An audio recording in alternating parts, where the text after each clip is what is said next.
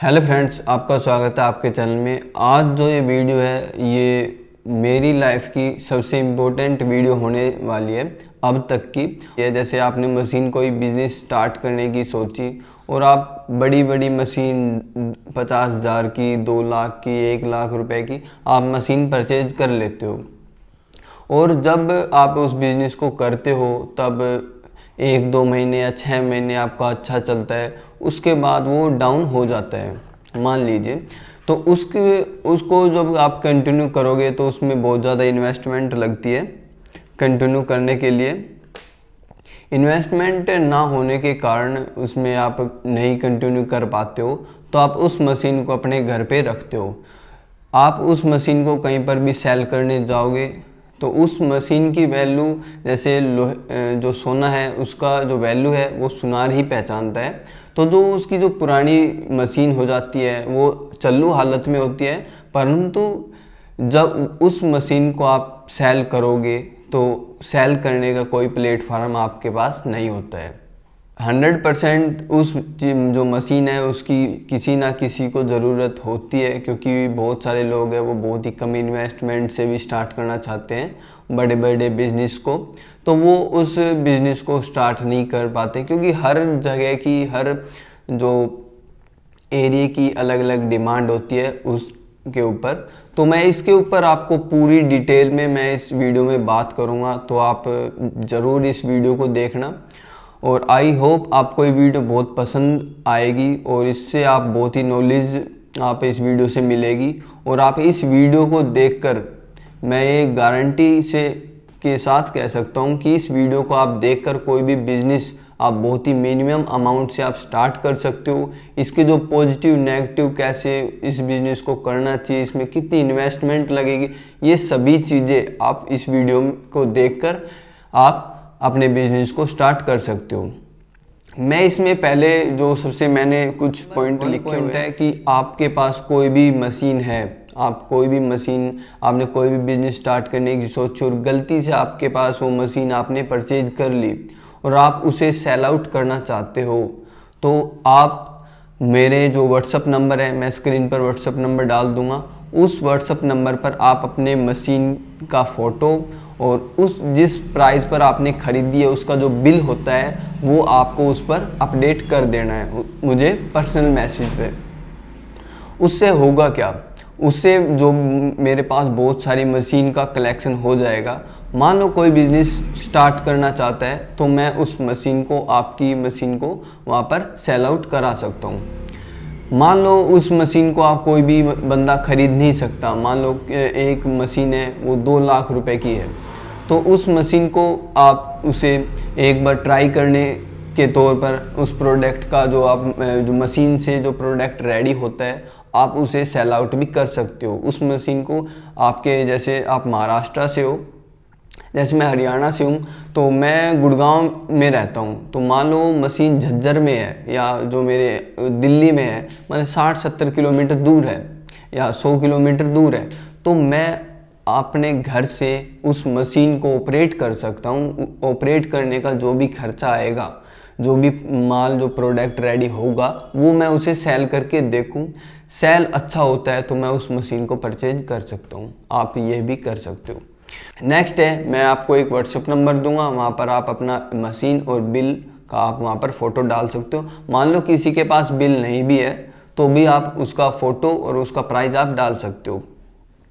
Next है कि आप कोई भी बिज़नेस स्टार्ट करते हो तो उसमें जो बिज़नेस का ट्रेंड देखा जाता है। जैसे आप एक साल में 12 महीने होते हैं, तो 12 महीने हर बिज़नेस के 1 महीना या 2 महीना होता है।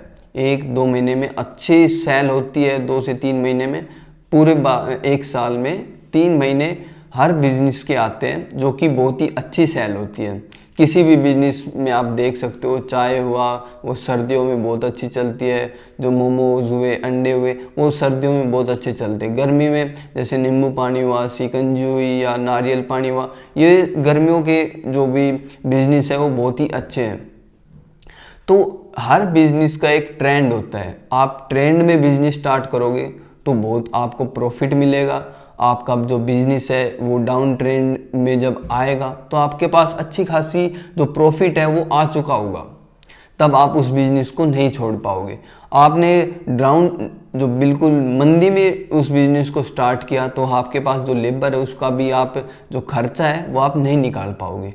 तो आपको अपनी मार्केट के हिसाब से ही बिजनेस करना चाहिए, या कोई भी यूट्यूबर कह दे तो आप पहले अपनी मार्केट में रिसर्च करो, तब आप उस बिजनेस को करो। बिजनेस का ट्रेंड हो तो करो, नहीं है मत करो। कोई आपके ज़बरदस्ती नहीं है। हाँ, आपके पास कोई काम नहीं है तब आप सबसे अच्छा है आप सेलिंग के ऊपर ध्यान दो, आप सेलिंग स्किल के ऊपर ध्यान दो, क्योंकि सबसे जो बिजनेस में होता है वो बेचने की कला, जो सेलिंग जो कला होती है सेल की, वो आपको अच्छे से आनी चाहिए। अब हम बात करते हैं अपडेट मशीन अपडेट। आपका जो प्रोडक्ट है उसे हर महीने, हर 2-3 महीने में आपको अपडेट करना चाहिए। जैसे हमने किया, हमारे जो कंट्रोलर थे उसमें बहुत सारे लोग दिक्कत करने लग गए। जो हीटर मैंने सबसे पहले लेके आया था उसकी चद्दर वो झुक जाते थे। तो ये है, आप अपने मशीन को, आप अपने प्रोडक्ट को बिल्कुल टॉप लेवल पे लेके आना। मान लो आप बैंड बनाते हो हाथ से और आपका जो प्रोडक्ट है वो क्वालिटी नहीं आ पा रही है, जैसे आपके पास हैवी बैंड के ऑर्डर आने लग गए, तो आप उस मशीन लो।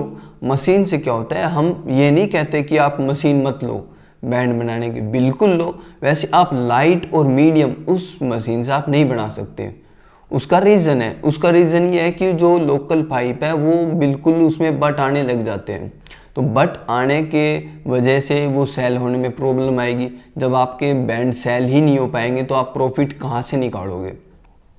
तो ये है कि आप मशीन लो, आप क्वालिटी के, आप जो भी बड़ी बड़ी कंपनियां वो अच्छे अपने पाइप का बैंड बनाती है तो उनकी जो पाइप है वो बिल्कुल हैवी पाइप का ही बैंड बनाती है, या उसका मीडियम, जैसे आपका 12 किलो का बैंड बनाती है, उनका CPVC होता है, PVC नहीं होता है, उनका CPVC होता है पीले कलर का। वो बहुत ही बेस्ट पाइप होता है, उसमें बट आने का कोई चांस ही नहीं होता, आप कैसे भी उसे मोड़ सकते हो। तो ये आप अपनी मशीन को, आप अपने प्रोडक्ट को अपडेट करते रहो। और अब जैसे जैसे आप कोई भी आप फ़ोन लेते हो, एप्पल का लेते हो, तो वो हर साल अपने फ़ोन को अपडेट करता है। मान लो किसी भी प्रोडक्ट पर आप अटक गए कि इसका कोई अपडेट नहीं होता, इसका जो लास्ट वर्जन है वो ये है, तो आप वो बिल्कुल बेस्ट है। आप अपने बिजनेस में स्ट्रेटजी लगा सकते हो कि सेलिंग में उससे ये नहीं हो रहा, आप 1 इंच कम कर दिया या 1 इंच बढ़ा दिया, या कोई और आप अपने बिजनेस में कोई और प्रोडक्ट ऐड कर लो, तो आपको जो बिजनेस का प्रोडक्ट है वो अपडेट करते रहना चाहिए। अब हम बात करेंगे कि जो मशीन है, हम जो भी मशीन खरीदेंगे वो मिनिमम अमाउंट उसका 20 से 30 हज़ार होना चाहिए मिनिमम अमाउंट, और आपका हाईएस्ट अमाउंट आप 2 से 3 लाख रुपए की जो भी आपने मशीन परचेज कर रखी है वो आप हमें फ़ोटो खींच के आप हमें भेज सकते हो, और उसका बिल भी आप भेज सकते हो। अब हम बात करते हैं कि वन टाइम इन्वेस्टमेंट किसी भी बिजनेस में आप करते हो या आपको उसका मेंटेनेंस करते हो, तो उसमें आपको क्या क्या डिफरेंसेस लगते हैं, उसमें क्या क्या आपको दिक्कतें आती हैं। देखो, वन टाइम इन्वेस्टमेंट में आपने एक बार मशीन खरीदी, आपने ऐसी मशीन खरीद ली कि उसमें कोई खर्चा नहीं है। जैसे बाइक को रिपेयर करते हैं, उनका कोई खर्चा नहीं है। वो अपनी सुबह उठ के आप नहा धो के अपनी दुकान में गए, उनको कोई सामान रात को खरीद के नहीं लाना या अगले दिन नहीं लाना, महीने में उन्हें कुछ भी खरीदने की ज़रूरत नहीं है। उनको बस जो उनके हाथ की जो कला है, टूल है, उसी से ही वो आपके ही जो बाइक है उसे रिपेयर कर देते हैं। उन्हें कुछ खरीद के नहीं लाना, उनकी बस जो लेबर चार्ज है वो आप उन्हें दे सकते हो। तो ये होती है वन टाइम इन्वेस्टमेंट। आपने कोई काम सीख लिया बाइक का, या आप जो मोटर बैंडिंग का, बहुत सारे काम है, AC रिपेयर का, बहुत सारे। आप शहर, किसी भी शहर में चले जाओ, AC का बहुत अच्छा काम चलता है, जो फ्रिज होता है उसका बहुत अच्छा काम, आप कोई भी काम सीख सकते हो। बस इसमें क्या है, आपको किसी के साथ जुड़ना पड़ेगा, कोई ऐप है उसके साथ आपको जुड़ना पड़ेगा, वो आपको काम देगी, तो वो कुछ % कमीशन मिलेगी। क्योंकि दिक्कत क्या है कि उनका भी बहुत बड़ा बड़ा खर्चा होता है। जैसे अमेज़ोन है, फ्लिपकार्ट है, मानता हूँ वो कमाते हैं, उनका भी बहुत लाखों करोड़ों में उनका खर्चा होता है। एम्प्लॉयज़ को सैलरी देनी, वेयर हाउस है उनको रेंट पे लेना, उन्हें ऑफिस रेंट पे लेना, तो उनके बहुत खर्चे हैं। और इसलिए वन टाइम इन्वेस्टमेंट का अच्छा है। आप कोई भी आपका हाथ का काम हुआ तो आप कभी भी आप अपने जो लेबर चार्ज अपने घर आप चला सकते हो। जो आप इन्वेस्टमेंट होती है, जैसे इन्वेस्टमेंट का मैं बताऊं तो जैसे आपने हार्डवेयर की दुकान करी, हार्डवेयर की दुकान करी तो आपके पास मान लो स्टार्टिंग में आपने 10 लाख का या 5 लाख का आपने सामान आपने खरीदा। जैसे जैसे आपकी सेल हुई तो आपने और सामान मंगाया, आपकी और अच्छी सेल हुई, आपने और सामान मंगाया, और मान लो उसकी साइड में ही एक और दुकान खुल गई आपके साइड में। आपने मान लो आपके 5 किलोमीटर 10 किलोमीटर एरिया में आपने एक दुकान आपने ही कर रखी थी, आपकी अच्छी सेल थी। आपकी सेल देख के कई लोगों ने सोचा कि ये मैं भी कर सकता हूँ, क्योंकि इस जो बिज़नेस में कोई सामान आपका सड़ता नहीं है, गलता नहीं है, कच्चा माल नहीं है, ख़राब नहीं होने वाला है, इसकी वैल्यू रखे रखे बढ़ेगी, घटेगी नहीं। तो हर लोग सोचते हैं कि ये मैं बिज़नेस कर लूँ, इसमें मैं मार नहीं खाऊंगा, इसमें पैसे डूबेंगे नहीं, तो वो लोग ये कर लेते हैं। फिर उसमें क्या करते हैं, सबसे बड़ी गलती कि वो उसी बिज़नेस में उसमें बहुत सारी इन्वेस्टमेंट अपनी लगा देते हैं। जितना महीना आपने एक महीने में मान लो उन्होंने 50,000 कमाए, तो वो उसी बिज़नेस में 30 से 40,000 रुपये उसमें लगा देंगे, 10,000 से वो अपना घर का खर्चा चला लेंगे। तो मानता हूँ उस बिज़नेस की वैल्यू बढ़ रही है। मान ले 5 लाख का सामान उन्होंने स्टार्टिंग में ख़रीदा था, उन्होंने बिज़नेस से पैसा नहीं लिया, अपना घर का खर्चा ही चलाया, वो बिज़नेस में ही पैसा लगा रहे हैं। तो बिज़नेस तो ग्रो हो रहा है, वैसे उसकी जो प्रॉफिट है वो ग्रो नहीं होगा। प्रॉफिट ग्रो क्यों नहीं होगा? क्योंकि उसकी मार्केट में मोनोपोली नहीं है। मान लो वो अकेला ही रहे तो वो अच्छा प्रॉफिट कमा सकता है, उसे कोई कंपीट नहीं कर सकता, उसके साथ बराबर में कोई दुकान उसके साथ लगा नहीं सकता, बराबर में टक्कर नहीं दे सकता। तो ये है, आप कोई भी बिज़नेस करो, इन्वेस्टमेंट को कुछ हद तक ही लगाओ उस बिज़नेस में, क्योंकि क्या है, कभी भी नहीं पता कि कौन सा बिज़नेस कब फ्लॉप हो जाए, कब गिर जाए, क्योंकि किसी भी बिज़नेस का डाउन ट्रेंड कभी भी चालू हो सकता है। आप सभी जैसे हम मैंने स्टॉक मार्केट में या मैंने जो आपके म्यूचुअल फंड है उसमें भी पैसे लगा रखे हैं, ऑप्शन ट्रेडिंग भी मैंने कर रखे, तो मैंने ऑप्शन ट्रेडिंग में पहले दिन 2 से 2,500 रुपये कमा लिए थे। कमाने के बाद मैंने उसके जो नेक्स्ट वीक थर्सडे को लास्ट एक्सपायरी होती है, तब मैंने फिर उसमें ऑप्शन ट्रेडिंग करी, तब मैं लॉस में चला गया। तो फिर मैंने फिर उसमें अगले नेक्स्ट वीक किया, फिर मैं लॉस में चला गया। तो मैं लॉस में ही जाता रहा 3-4 हफ्ते, फिर मैंने इसको ऑप्शन ट्रेडिंग को छोड़ दिया, क्योंकि उसमें बहुत ज़्यादा टाइम चाहिए, हमेशा लैपटॉप के सामने रहना पड़ता था, और यूट्यूब किसी भी चीज़ पे आप ध्यान नहीं दे सकते उस टाइम। आपको जो रहता है कि बिल्कुल स्टॉक मार्केट में ही ध्यान देना पड़ता है। तो ऐसे ही स्टॉक मार्केट में भी ऐसा ही होता है, किसी भी बिज़नेस में एक कंपनी बहुत सारी बिज़नेस करती है। जैसे जो इमामी कंपनी है वो बहुत सारे ब्रांड को चलाती है, जैसे डाबर हुआ, लक्स हुआ, बहुत सारे ऐसे ग्रोसरी आइटम जो बहुत ही चलाती है। तो उसकी जो कंपनी है वो कभी डाउन ट्रेंड में नहीं जा सकती, क्योंकि उसके पास बहुत ज़्यादा प्रोडक्ट है। वो एक बिज़नेस से नहीं कमाएगी तो दूसरे बिज़नेस से कमाएगी। तो आप अपने बिज़नेस, कोई भी आप बिज़नेस करो तो आप अलग बिज़नेस करो, उस बिज़नेस पे ज़्यादा आप इन्वेस्टमेंट ना करें, क्योंकि कभी भी बिज़नेस फ्लॉप हो सकता है, इसकी कोई गारंटी नहीं है। मान लो आपने कोई भी बिज़नेस किया, बहुत सारे लोग हैं कि पहले जो मेकिंग जो पेपर प्लेट होती है उस बिज़नेस में बहुत ही ज़्यादा मशीन उन्होंने ख़रीद ली। हर गांव का तो मैं कह नहीं सकता, वैसे हर शहर में 2 से 3 मशीन हो चुकी थी। अब क्या हुआ कि उस मशीन से प्रोडक्ट अच्छा, क्योंकि उसमें काम करना नहीं पड़ता, उसमें एक जो हवा का है वो लगा दो, रोल लगा दो, मैंने वीडियो भी बनाई थी, उसमें बंदे को काम ही नहीं करना पड़ता।